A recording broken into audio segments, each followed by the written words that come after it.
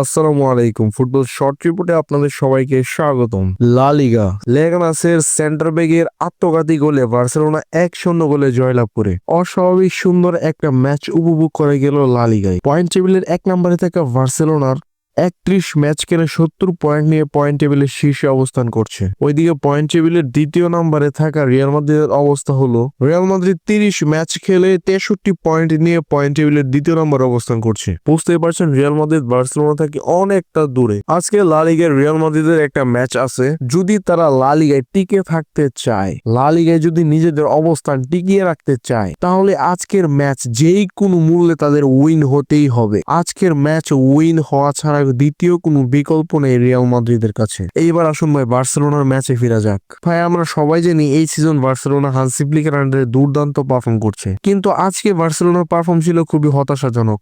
আশাস্বরূপ তেমন কিছুই করতে পারেনি বার্সেলোনা। যদি এই গোলটা আত্মঘাতী না হতো তাহলে বার্সেলোনা আজকে ম্যাচ ড্র করত। আজকে বার্সেলোনার ছিল প্রচুর ফিনিশিং এর অভাব, যেটা আমরা প্রায়শই দেখে থাকি রিয়াল মাদ্রিদের অ্যাটাকারদের অবস্থার মতো। সবকিছু মিলিয়ে এই ছিল রিয়াল মাদ্রিদ এবং বার্সেলোনার বর্তমান অবস্থা। ভিডিও ভালো লেগে থাকলে শেয়ার করুন, পেজটিকে ফলো করে পাশে থাকুন এবং ইউটিউব চ্যানেলটিকে সাবস্ক্রাইব করে পাশে থাকুন। এতক্ষণ সাথে থাকার জন্য ধন্যবাদ সবাইকে। ভালো থাকবেন।